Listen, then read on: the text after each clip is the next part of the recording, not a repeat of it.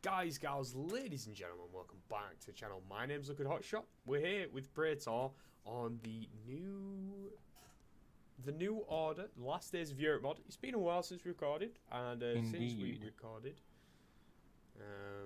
I got myself a green screen. So I'm a hovering shoulder and head on the bottom right of your screen, ladies and gentlemen. But yeah, how we doing? So I guess we just unpause and keep her going, I guess. Yeah. Do you want me to read out? These are some really powerful events, I think. Go for it. Do you want me to read them out? I don't actually have any decisions to make per se, but they're big story events. Okay, yeah. So first things first. So we've got the quiet dinner event.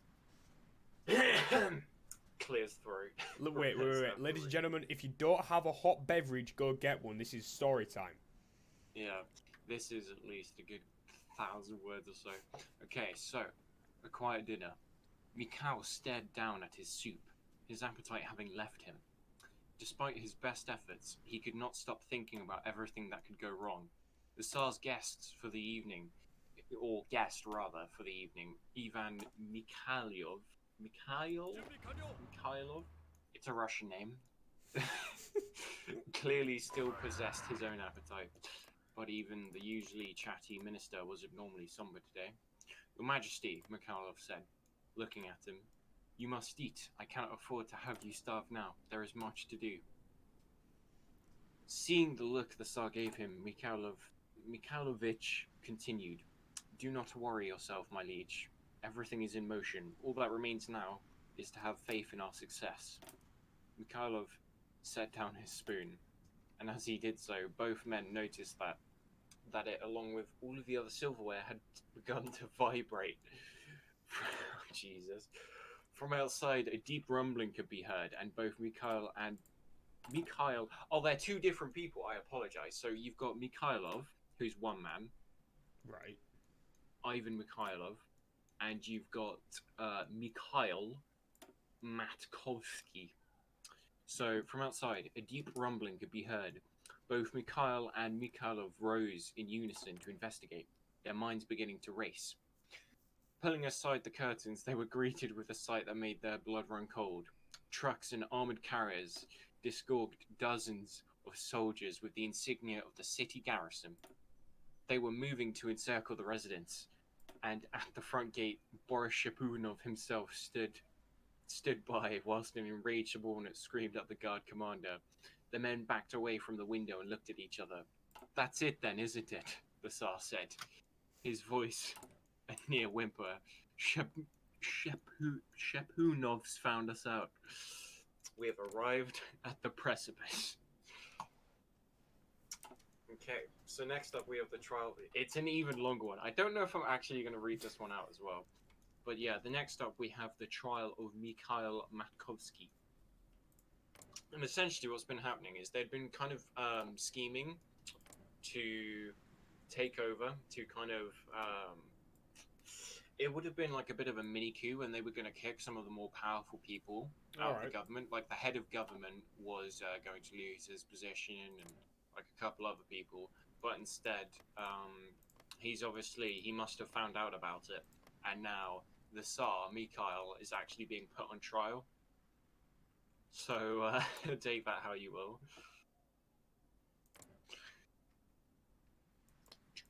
There you go, then. I could read through it if you want me to, but this is even wordier than the last. Go for it if you want. If you want to read it out, bro, read it out. Let the viewers know. Mikhail, oh Christ! I apologize for my fan there. Mikhail Alexievich Matkovsky. I hate Russian names, they're so wordy. Mikhail Aklevskyevich Matkovsky, leader of the Russian Fascist Party. You have been accused of heinous crimes against Russia and her people. What say you in your defense? For a moment, Matkovsky remained silent. He tried his best to maintain composure, to preserve some small shred of dignity, but the situation made it rather difficult. I wish only to say that it were never my intention to cause harm to Russia.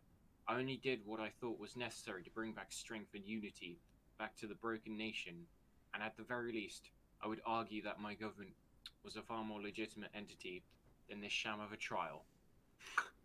Ouch. Yikes. Markovsky almost immediately was showered with jeers, and nearly everyone present at the trial. By everyone? I don't know if that makes sense. Markovsky almost immediately was showered with jeers from nearly everyone present at the trial. Okay, that makes a bit more sense.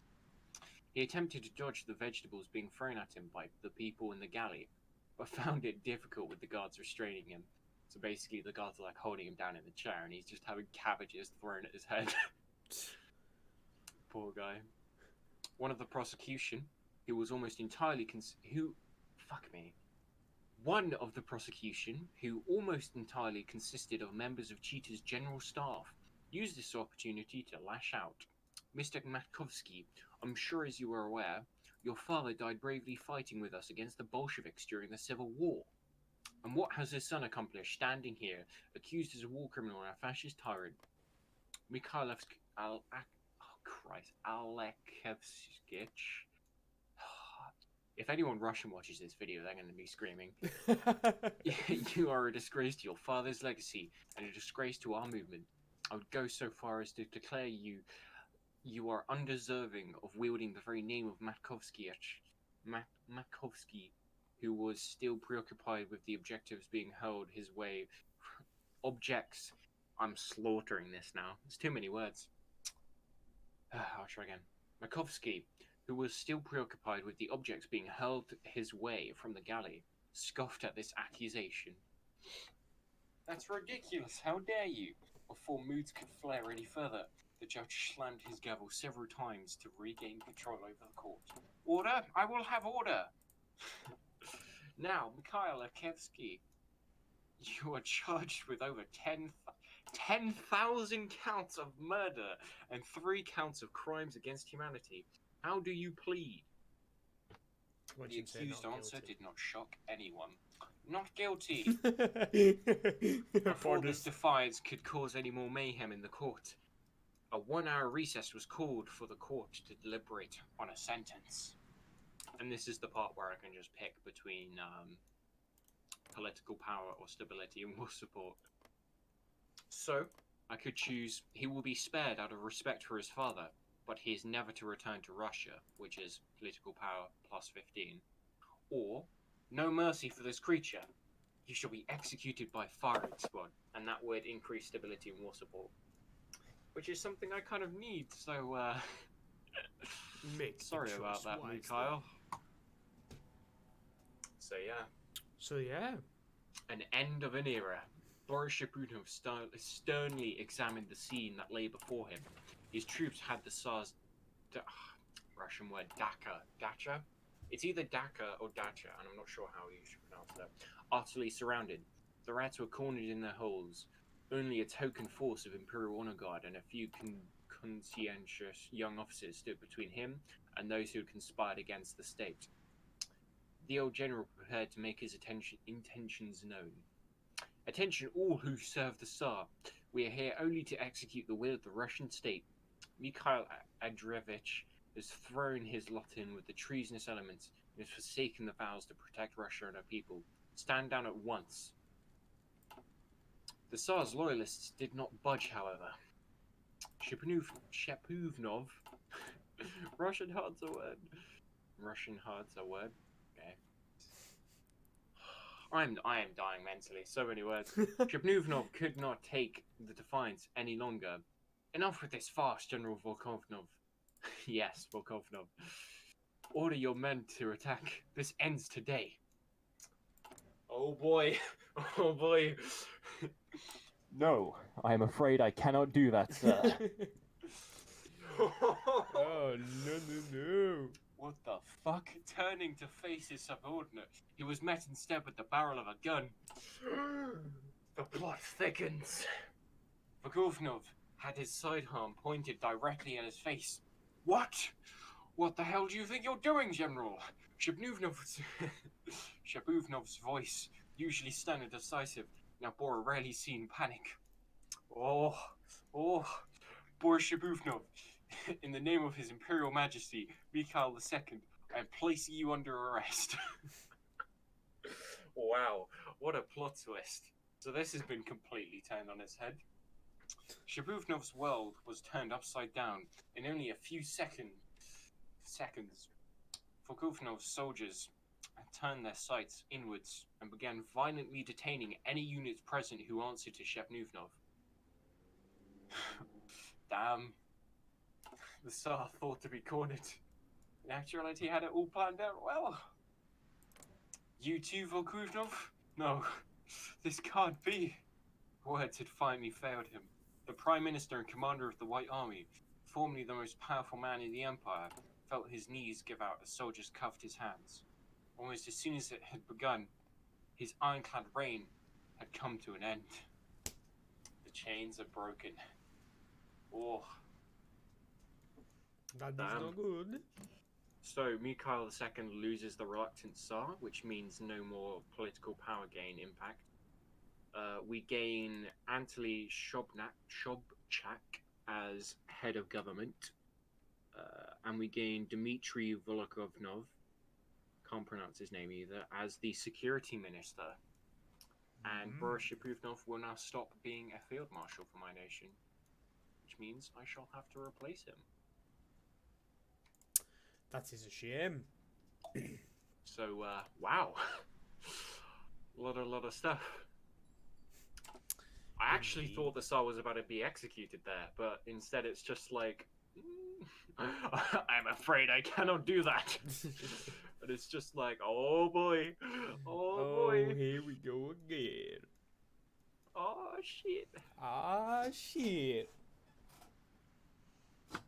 I'd imagine a real narrator with actual experience would have probably been able to tell that story better, and that might actually end up just confusing people as to what was happening.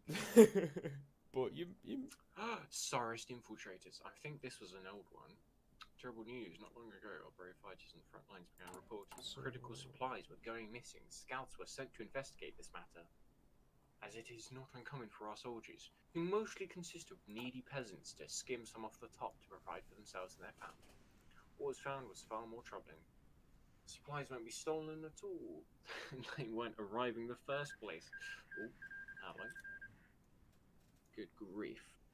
Some Tsarist troops somehow slipped past the front lines and had established themselves behind our forces in an event to disrupt the supply line. Contingency plans are already being set in motion to squash this little problem, but the damage has already been done. Our fighters are going without much needed supply. I'm not sure. I am not sure what that comes from, but I think that event is supposed to pop from a focus I did a while back. I'm not actually too sure what's going to happen now, because I finished everything. Like, that's that tree done, and it hasn't given me a new tree just yet. So it'll be interesting to see what happens, I suppose. I guess it would be. In the meanwhile, I need 7,000 guns. do you believe? Oh no, I need 30,000 guns. I need a lot of stuff. I say, I do believe it is time. Half of the stuff I'm not even... No, I'm making improved anti-tank. I'm making guns. I need anti-air. I haven't even been making that. Oh no. Right, boys, let's do this. Oh, you just... He's just declared war on the free aviators. Why would you do Tom Cruise like that, my dude? His Top Gun was a good movie, man. Okay, the Imperial Japanese Navy deploys. It was a calm day of sailing for Hajo in the Celebes Sea. The waters rocked his fishing boat slowly as he sat in the water waiting for the perfect catch. The pulsing sea was a deep and mystical azure as he was cradled in his fishing boat, beguiled by the humming wave song beneath him. Just as Hajo reclined in his small boat and the sea was vaporously exhaling its mist, dark shadows appeared to sluggishly haul themselves across his lazy vision. They hulked and groaned in the distance, growing larger by the second, quickly awakening from his dozy rest. Hajo scampered from what now appeared in the once clear waters. Dozens of steel giants, IGN warships armed to the teeth, honking deep and booming horns that shook him to the core and caused his vessel to shudder. The great mental monsters cut through the water and dwarfed Hajo's fragile boat. Rushing closer in his path, he clambered to start his motor, pulling with a sweaty haste, glancing back up at the warships crashing in his direction every few seconds. The sleek paint and metal shape of the ships were pillars in the ocean, great monoliths of imperial strength. Piercing through the shrouds of mist, they loomed over him and cut through the foamy waters at lightning speeds. Finally, the motor coughed into action and Hajo scurried towards the coastline at an animal pace. The warships, still charging in a steel blockade, honked once more, shaking his every bone and shuddering him as they rushed further into the Indonesian waters. He fought against the waters that once calmed him, bouncing off of the smallest of waves in a fearful dash to the shore. The thundering blast of the naval horn had cleaved any sense of safety he had in those waters and carved the adrenal awe of wartime fear into his callow heart. Naval supremacy is ensured. Boom. Story time with Hotshot. I think my event was pretty cool. It's definitely the one noticeable thing about this mod is the fact that it's very story based. Like if there's someone who really does enjoy stories and just following along with them, this would definitely be the mod for them. Wow. What a meanie. You're just going around annexing smaller countries than you. Wow, unbelievable. It's for the greater good. Imagine doing that, man. Imagine doing that. I wouldn't dare. Pick on someone your own size. And his name is John Germany Cena. rocks up to my border. It's just like, pick on somebody your own size, and I'm just there like sweat drips from breath. yeah. Just like, oh no. That is big shame, huh? So yeah, I hope you guys are enjoying this series. If you want to see more of us, well, more of me, check out the links in the description. Check out Twitch. We're very close to becoming an affiliate over there. And check out the Discord server where I post updates when YouTube videos are live. And you can feel free and come hang out and chat with me and other members of the community. Can we retask you? Ooh, national focus complete. Make lists. Turning over the inheritance, Representative Noguchi was a man whose luck had turned around thanks to Okanari Kaya. The reform bureaucrats were never as influential as the powerhouse cliques, such as the Conservatives. Noguchi himself had been an administrator in Korea before returning to Japan to work in Tokyo politics. To get some extra cash from new colonial investments and a chance to rise to the top of the House of Representatives was enough to tempt any man. Now he had proved himself enough to deliver one of Kaya's new proposals to be voted on. He had managed to guarantee the Conservative support, and Ikeda's clique would always be enough to pass any bill. He sat in his office where, when the call came, could it be congratulations from the other reform bureaucrats? An offer to Kaya's cabinet? He quickly ordered the call, put through to him, but the voice was not bearing good news. Unfortunately, Ikeda has found that your newest proposal is unsatisfactory. I'm afraid I will be signing off of this new policy, nor will I vote for it. It is all too clear to any representative that such powers should not be granted to the Prime Minister. That is all, Representative Noguchi. How quickly the best laid plans could unravel. Boom. You like my Japanese impression? I thought it was pretty cool. I thought it was very cool. We need to move quick. But we're going to have to move quick in the next episode. So if you guys have liked today's more of a storytelling episode from a few stories from our main pal Praetore here in Chita, and the continuation of our story here in the Empire of Japan, then please feel free to drop a like down below, subscribe if you're new, comment if you want to see more, or just comment in general. I'm not too fussy, and we will see you guys in the next one. Take care. Bye bye.